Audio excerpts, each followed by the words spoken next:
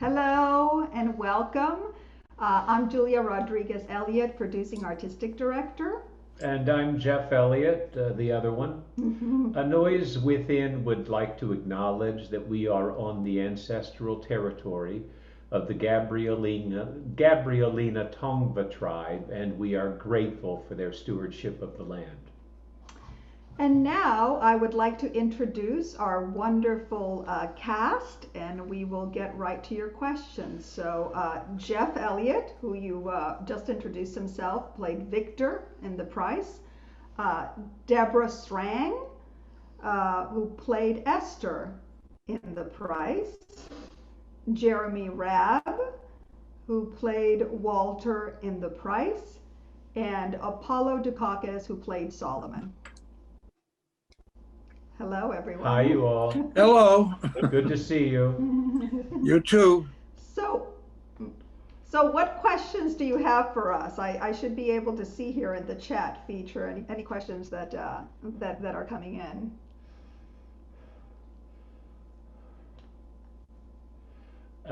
From Jennifer Diener, I wonder what you are looking at when you're doing the reading. A screen, each other, computer with script? That's a good one. Who would like to answer that? Deborah? Well, I tried something brand new this time. I actually had my script up on the screen and I was able to pretty much keep with the script the whole time, right there in front of me. Jeremy, I think you also I could use the sort screen, of see yes? Jeff over in the corner. Yeah, I used it on I had a huge setup. I had a giant light right in front of me and curtains clipped in such a certain way, but the script, I was scrolling down and I had the images of all the other actors at the bottom of the screen. So every so often I'd have to check in, but I primarily was just having to read the script and not see their beautiful faces, unfortunately. Yeah, isn't this a great question? Because I'm in the middle of trying to figure this whole thing out. I have a hard copy of the script and I put it to the right of the using an iPad. And I have to look at the script to the right and then hopefully look into the camera so that I'm trying to focus on the audience so they can see the eyes. We don't look at each other, there's no interaction. And it's better to look as much as you can into the camera so the audience gets the full impact of what you're saying. And it's tricky. It's a technique we're learning, at least I'm learning. And it's not totally satisfying, as being on stage and interacting, but that's what we have to grapple with. And maybe we'll get more sophisticated with it as we continue to work with this new, maybe it's an art form, a new art form. I will say, And as a follow-up to that, Jennifer said it's all facial and vocal, so I wonder how you know what the others are projecting. I think that I'll speak as a director, that I think that because all of you have worked together so much, there's a real feeling that you can sense each other and sense responses, where it might be a little bit more challenging if it were someone that you're working with for the first time. Certainly that's the sense I get, even as a director, knowing the mechanics of it. There was still a lot of times that to me it felt like you were looking at each other, and it's because I think you know each other very well and you sense each other's energy. But as Apollo said, it is difficult. It's not terribly satisfying. I mean, we're used to being together and being able to look in each other's eyes and feed off of each other's energy presently in that second in time. And this is not that. This is something else. So I know that we are all dying to be able to be back in the theater doing what we do. And go ahead, Deb. Well, I just wanted to say your other senses get very attuned. I mean, listening, you listen harder because you can't see the person. And the other thing is, Jeff and Is the sound skipping? Can you all hear me? Yeah, we You're can hear okay. you. Yeah. Okay, good. Jeff and I are lucky enough that we did this play before when A Noise Within performed it, and it surprised me how much of it came back vividly. There were times when I felt like I knew the lines. There were times when I felt like I actually could see him just by hearing him. Well, here's a question that is related to that. A question for Jeff and Deborah. Did the intervening years change your approach to the characters? Hmm. Deborah? Uh, we're older. uh, No, it almost built the history a little bit more. I mean, Jeff and I already have a long and deep history with one another. So we had that when we did it, what, 15 years ago, whenever it was. But there have been 15 more years of history. So it's almost as if those two people have been married even longer and know each other so well. Yeah. How about for you, It Jeff? was it. Well, it was interesting this time. I was less forgiving of Victor, the character that I played, than I was when we did it 15 years ago. When I was younger, I only saw his point of view, and that was all I could really feel and see. And this time around, when we revisited it, I felt much more for Walter, and I had a better sense of how flawed Victor was also. The need, the demanding need to have his brother say certain things unless and if he didn't, he wasn't going to let him off the hook. And that hadn't really been as clear to me then as it was now. And I think that's just age. Yeah. You know, I got to say, I think some of that was Jeremy's performance too. That Jeremy, I thought that you Well, brought something to it that was, I don't want to necessarily say more sympathetic, but I heard your point of view this time more clearly. yeah. Maybe Well, I it was could, more that open, but Yeah, could well be. Jeremy, you had something before we answered that question. What were you gonna Oh, I was share? going to say, but thank you, Deborah. I was just going to say that echoing what Deborah was saying in terms of it sharpens your listening skills, not being able to see the other person. But I like sort of using whatever's happening. I was using the frustration of not being able to, communicate was, in sync with my inability to get across to Victor what I was trying to say. I was being misunderstood, and there were, little uh, line issues, or there was buffering or whatever, and it made it easier to kind of feel that frustration. It was the perfect play for that kind of challenge, I thought. Well, that came through, Jeremy, really strong, and we really were a force to be dealt with. And your arguments were, you know, very believable and right, as were Victor's. But you brought that frustration. It's interesting that you use the technical frustration in the scene, right? Yeah. Yeah, It's good. this play just so beautifully distills that sense of how two people can live under the same roof. I mean, if you have siblings and have completely, different perceptions of an event, um, it's just beautiful. Here's from Stephen. Did any of you see the play at the Taper in 2015 or other productions? All four Uh, of you gave marvelous performances. uh, well, I guess thank him for that from all of us. But I Thank you, saw the original Stephen. production in New York back in the late 60s, and I will never forget the power of that piece that played, especially the second act when the two brothers go at each other. To this Wow. day, I remember how it felt. It was incredible. Yeah, I, I I saw that saw production. I saw a production, Julia and I saw a production of this many years ago down at the Grove Shakespeare, the Gem Theater right beside the Grove Shakespeare, and we went down not knowing what to expect, and it was a gut punch. I was so blown away by the play and by their performances that I went backstage and just gushed all over them because Do you remember the actors? I don't.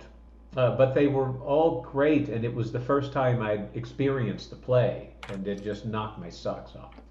Another question is, how did this play choice come about? I think, we have we've had a long relationship with this play. As Deborah said, we first did it in 2003 and then kept bringing it back in the repertory through 2007, I think. So it's always something that's worth revisiting. And I think that the virtual world, not every play works in the virtual world, and we felt like this was one that could very much serve the story in this platform. And so it seems like a perfect, plus we still had two of the actors and two wonderful actors that could fill the other two roles, so it seemed like an easy choice for us. Maybe we should honor the actor who played Solomon in the production in the 90s. His first name was Lester, wasn't it? No, I forget his last name. It was Len Lesser. Len Lesser. Yeah. Yes. And also in the original production, Rob Dean played Walter, played Jeremy's role. That's right. They were both wonderful. Yeah. Trish B says, with live theater, you get feedback from the audience real time. Was this format challenging with silence? Yes. Yes. Deborah, go ahead. Anybody? Well, I don't even know if I thought of a reaction. I was so busy trying to focus on the language and looking into the camera and try to enjoy the experience that I wasn't expecting any kind of response. I didn't have to hold it for a laugh. There were no laughs. So, that didn't even enter my mind, actually, because my focus was on these other elements.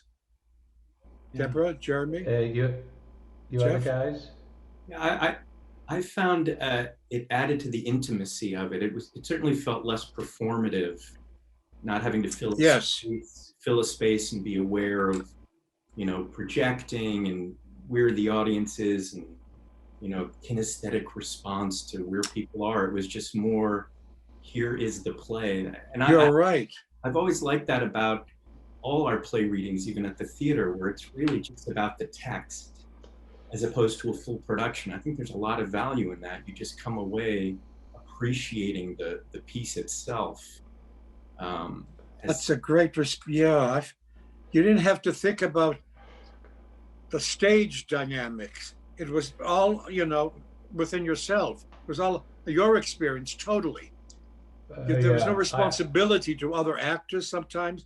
You feel responsible on the stage. Well, as for me, it was all my own experience about the material and the language and my life as this character.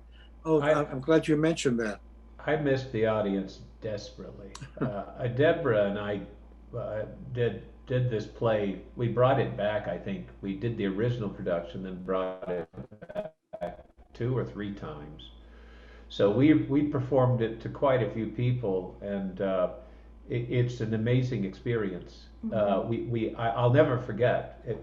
We weren't used to standing ovations at that time. We had to work really hard over at the Masonic Temple. I think partially, I don't think it was so much the work, it's just that it's an intimate space, and so it was difficult to get people to stand up, and we had standing ovations every performance of this thing, and you talk about an ego trip. So I desperately missed that. What about you, Deborah? I missed the audience too, Jeff. I really did. I missed the audience and I missed your face. But I agree with Jeremy that there is something different that happens when it's just confined to you in that little box, and it's much more intimate. It's also interesting that I think for me, how the music of the play changes in terms of the words, because one really important character in this play is the space. That they come back to piles and piles of furniture, that they're both, the positive memories of that life they once had, but there's also the claustrophobic element and all the triggers that come with seeing all the stuff. And so I remember that there were moments where there could be a lot more pausing and a lot more air because it was filled with those feelings that were in the room as a result of the setting. And so when you're doing it in this context, you don't have as much of that. So the music of the play changed slightly for me. So those kind of pauses don't work on a Zoom thing, right? Sometimes, not all of them, but certainly there were certain things, particularly with the whole first scene between Walter and Victor and Esther when they first arrived. There was more air in it when we did it at first, and as I heard it, remember I said I think we need to pick it up some because it didn't play when we didn't have this other character in the room, which was the furniture and the space and the environment. But also there was another character in the play that the audience didn't really, that you guys who were listening to it didn't really get to experience. And if we were live staging it, you would have. And that's the father. He's very, very present. And he had a seat that he always sat in. And that is so present when you're in our production. It was so present. I know I could feel him there, and a great deal of the energy went to that chair and what that father had been. So that was another thing that I missed, and I'm sorry you all had to miss that. Deborah, you had something. Oh, I'm sorry. No, I was just going to say I missed my chewing gum. Julia and I discovered when we first started working on it years ago that my energy level was not as fast as Esther's. And one day I had chewing gum in my mouth, and that just sort of gave me a certain energy for her. And I couldn't do it on the Zoom because you would have heard it through these things. It would have been obnoxious, but I missed it. Sue Joel LePage, did too. Joel missed it too. Yeah. Sue said, I have never seen The Prize, so I was setting myself for a not satisfying ending. I was pleasantly surprised with the ending, which I liked. Not so much a question, but we're very glad that you did. We do too. Marianne Wright, have any of you done a radio play? Was this similar? Anybody done a radio play? I haven't. I have not. I haven't for a very, very long time. It felt different because you could just be doing this the whole time, looking at the lines. You still have to, the visual aspect is still there, so it felt very different. Sorry, Marianne, we're all a bunch of losers. None of us have done a radio play. Going back to the pleasantly surprised with the end, it's always interesting. It was always interesting in post-show conversations to get a sense of the audience and whether they were optimistic about where, Victor and Esther were going and Walter, and whether there would be any kind of reconciliation. And that was always sort of fun, interesting to listen to the different perspectives. But I know that you as actors have ideas in terms of what happens to those relationships. Any one of you want to tackle that one? Jeremy, your other brother. What do you think? What do you think happens to Esther, for instance, and Victor? Do you think that the relationship is somehow transformed because of this event? Oh, I get the sense that Miller seems to imply it, but because there seems to be that long, loving relationship, as fraught as it is between the two of us. It seems to bring us closer together. I don't know. Did you feel that way, Deborah? Absolutely. I think getting rid of this furniture and leaving this chapter behind, I think you do end up getting your retirement. And I think we go on a nice little trip together and have a good time. That's what I want to think too. And I think that Walter dies and leaves us all his money. That is just what I think. Yes. Yeah. Yeah, I don't think Walter. I think this is really devastating for him. As much work as he's done and worked with a therapist, bless you, Apollo. Bless you.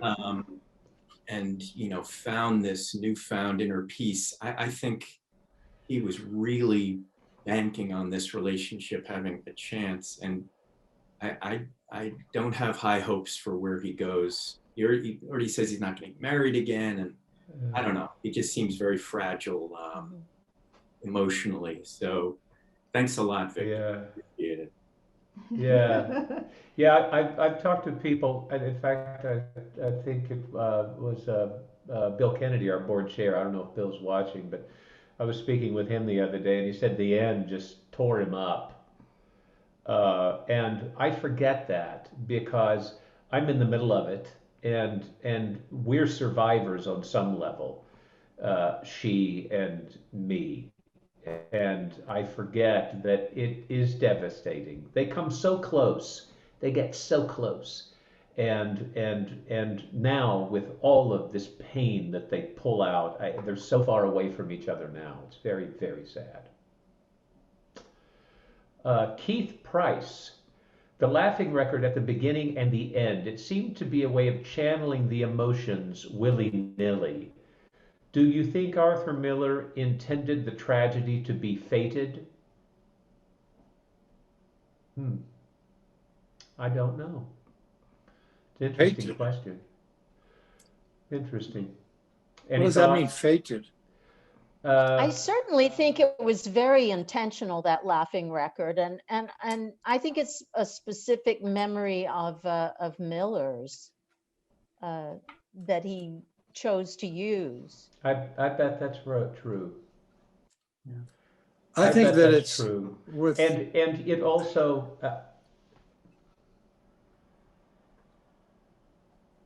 go ahead, Apollo. oh no, it's all right. If you finish. Were you about to speak? Yeah, but that's okay. Finish Was that what you Jeremy? I think we all wanted to speak. Should we all speak? Oh, I see.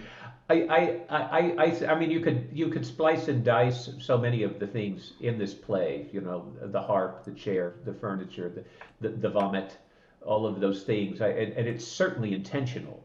Whether he meant it to be somehow fated or not, I couldn't tell you. But clearly, it sort of shakes us up in the very beginning, and it allows us to go back in time to perhaps some pleasantries, some love that happened in that house when they were very, very young. On some level, I can't help but think that it's a kind of setup. It's sort of to pull the rug out from under us in fairly short order. Go ahead, Jeremy. What were you going to say? I was just going to say, the way the record struck me was just it's sort of, a phony artifice. Like, aren't we having a good time? Isn't this family great? Right. We're laughing naturally, and there's nothing. I mean, I had those kinds of albums when I was a little kid, and I found it funny, but it's not even authentic. You're laughing because someone else is laughing. It's just sort of artificial. There's no real, comedy going on, or no real sort of connection. It's just, so I just found it as more indication that there's not a real deep relationship going on with these. Well, I didn't get to hear the actual the recording because of our technical issues, but I always felt that the laughter, both from on the record and Solomon laughing hysterically, but there are tears in his eyes. That's what Miller indicates. So I think it just, he is it's like ironic.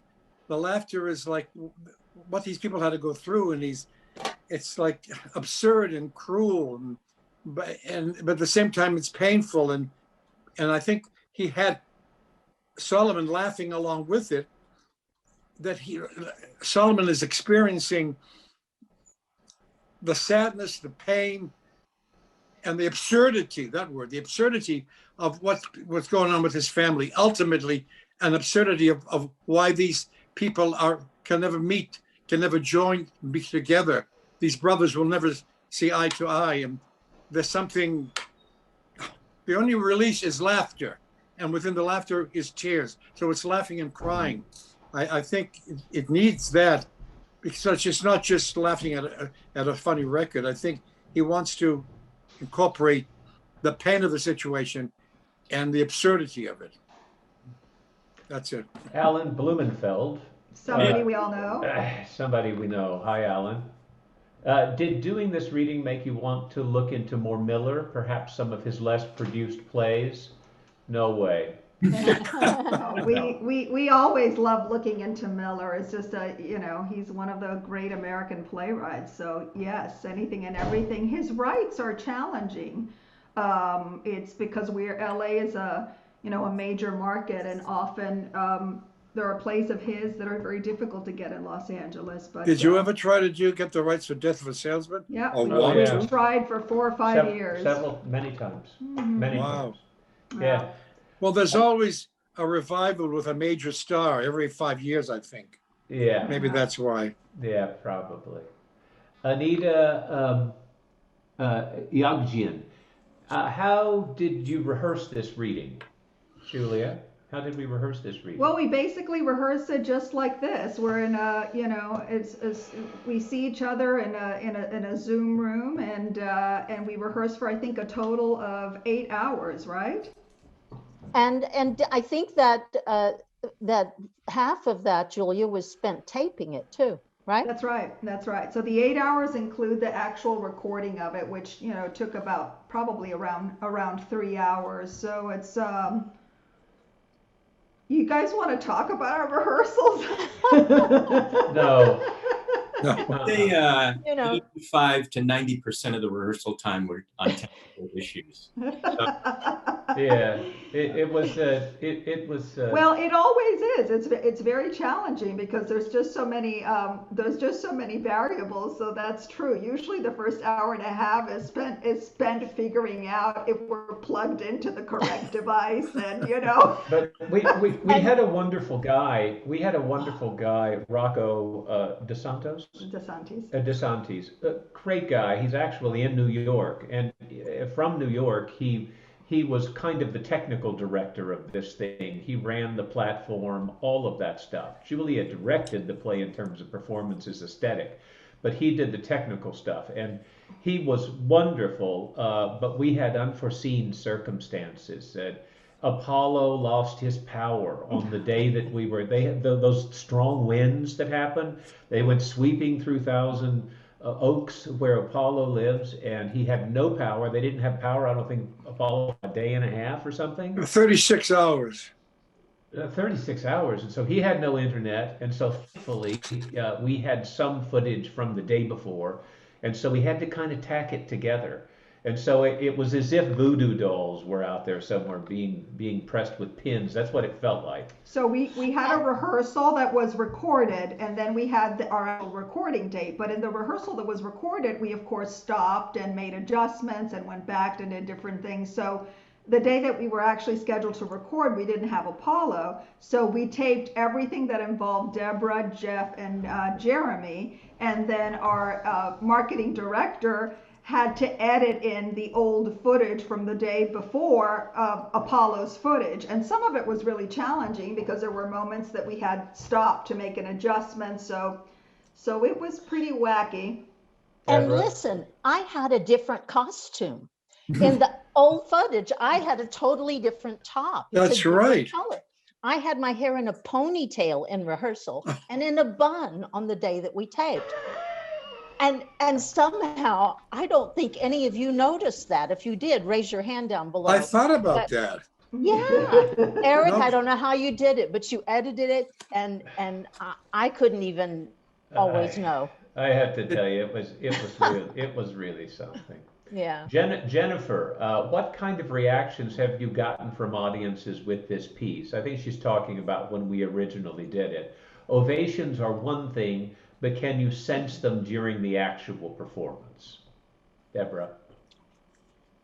Yes, most definitely you can sense them, especially because when we did this piece, we were in the old Masonic temple, and it was just a really small, intimate space. So the silence, of course there's laughter and things at times, but you definitely sense the audience anytime you perform at a noise within, even at the theater where we are now. Trish B, I didn't get the impression that the brothers would reconcile. Did I misinterpret the ending? And bless you. Bless you too, Trish. Jeremy, what about that? I think you just told us you don't think so, right? Yeah, I'm afraid. I'm afraid not. Although it's not beyond the realm of possibility that he would try again in a few years. You know, age and more distance. But gosh, I'd be shocked if they somehow found they're just too stubborn and too. There's just a wall, I think. They're too hurt. They're too hurt, and I agree with you. I wish they would, but I think they're too hurt. Were you gonna You say see that something? in so many families, the Oh buildup, God. the backup of hurts that will never be healed, and people don't speak to each other. Brothers and sisters, brothers and brothers. I have some family members that are like that. Will be totally estranged, and I don't ever see them coming together again. A child with his parents. Yeah. Something happened. Yeah. They've been hurt. They want the other person to apologize. That the other person won't do it, and they never speak to each other again for the rest of their lives. Yeah. I think it's hurt. Yeah. Yeah. I was just going to say, I feel that way about the other three members of this cast. After tonight, I don't plan on really talking to any of them. There's a history, and you can't deny it. Yeah. We have to have it out one day. Armando wants to know, is there an autobiographical aspect to the play? Well, there is, although there's been times where Miller has denied it, but he did have a brother who I think gave up his college education to come and help with a failing family business. So I know that there's that element of it. Hmm. Didn't he say at one point? Doesn't Walter say, "It seems like we're two parts of the same man"? Doesn't he say that? Maybe it's Miller's grappling with the conflict within himself. It could be. I read his biography long ago, Time Bends, and I can't recall that he really talks about it, but aspects of his life I think he was very private about. Mm-hmm. But certainly, I think this preoccupation with what sons owe their fathers and what brothers owe each other and all of that is just that's a running motif in all his plays that very very much a part of who he is. Keith says, without the record, there's nothing funny about the play.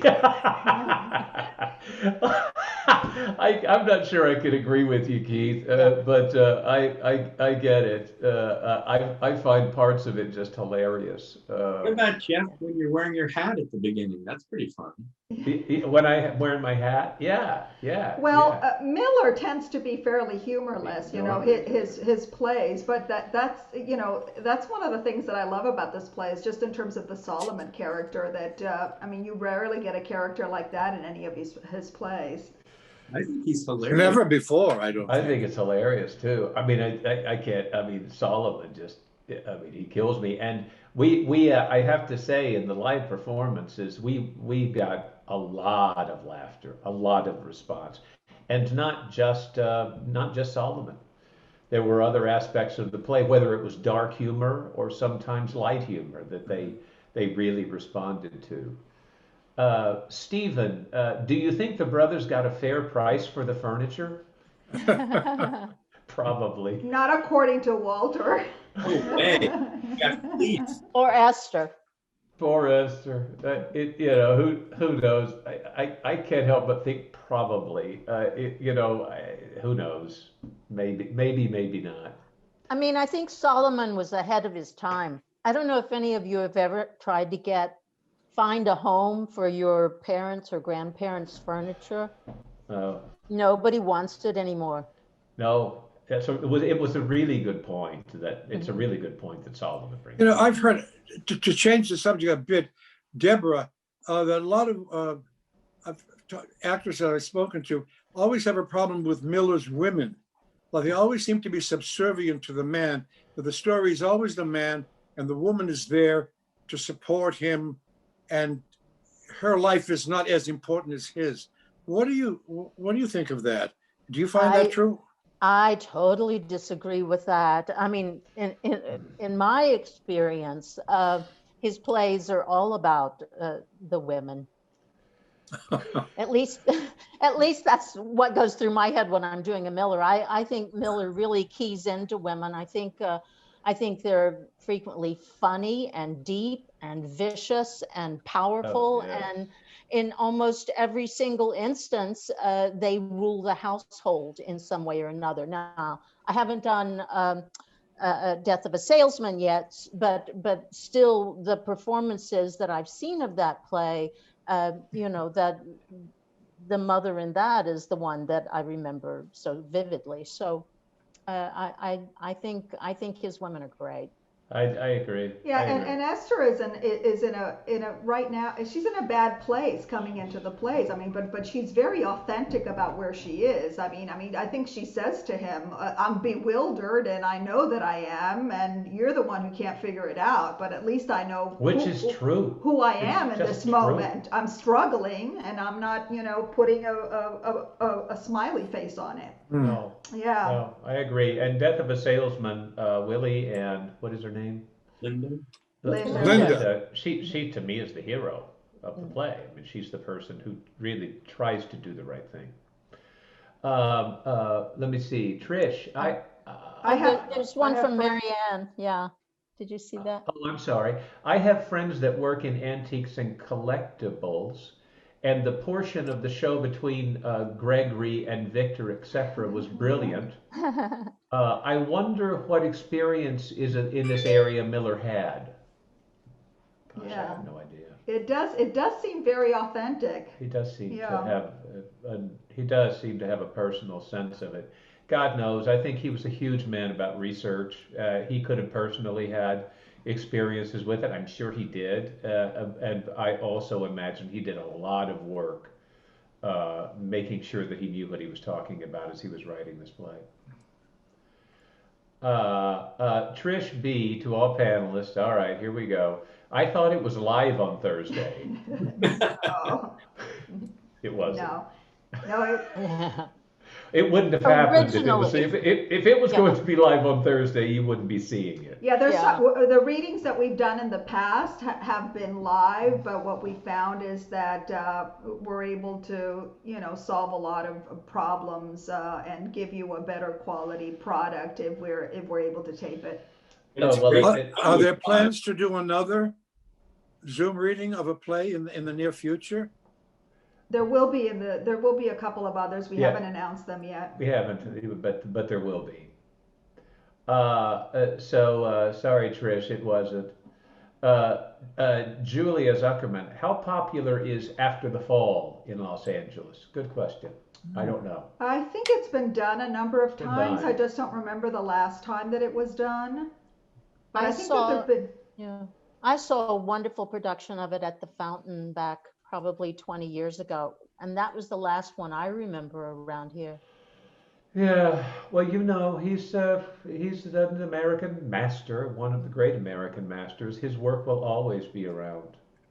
And as Alan said too, it's really worthwhile to look at his lesser done plays too, because they also are extraordinary. Well, The Price is considered a lesser play. I think it is. Primarily because it fell, sometimes playwrights have these wonderful plays that for whatever reason they fell into a year where there were a lot of other plays on Broadway that year, and it got off to sort of a rocky start, and I sort of feel like The Price is one of them. Although it's, been getting a lot of play, I would say in the last 10 years or so, I've seen a lot more productions of the play.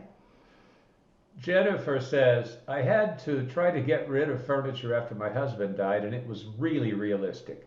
Nobody wants it. I could relate. Yes.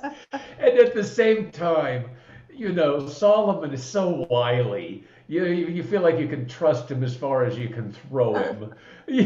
When he starts this stuff about the 42 inches as opposed to doorways that are 36 inches. I mean, I'm sure there's some truth there, but man, he is a brilliant salesman. I was going to say shyster, Yeah. but salesman. Yeah. I think he knows what he's talking about. Yeah. 32 inches. He's measured them all. Yeah, he has. But he's wily. You're right. Yeah. As Deborah says, how about all the old apartments? Because there's a lot of old apartments in New York. And I love the conceit that he's come out of retirement for this, so that he found his name in a very old phone book, and here he is, one last hurrah. Oh my God. I had to tell a story about Len Lesser, who did the original production. Len was quite hard of hearing, and sometimes his what do you call it? Hearing aid wouldn't work, and so he'd be on stage, and both he and you both knew he couldn't hear a word that you were saying. Oh my God! and there were other times that it would start buzzing. So we'd be in the middle of a scene and you'd hear this. God bless him. Yes. Yeah. Oh, but you would have never known. I mean, not with Len. And sometimes he would just say, "What?" And then we knew that his hearing aid was out, and so the actors would just speak a little louder. It was one of those. Someone had asked why we chose the play earlier. We chose the play because it was for people, and so that made it easy to do. But my only point is, it was such a beautiful experience for us. It was one of those plays. There are a few plays in our history that are so dear to us, that we had such an extraordinary experience with, that you almost don't want to do them because it was such a special time.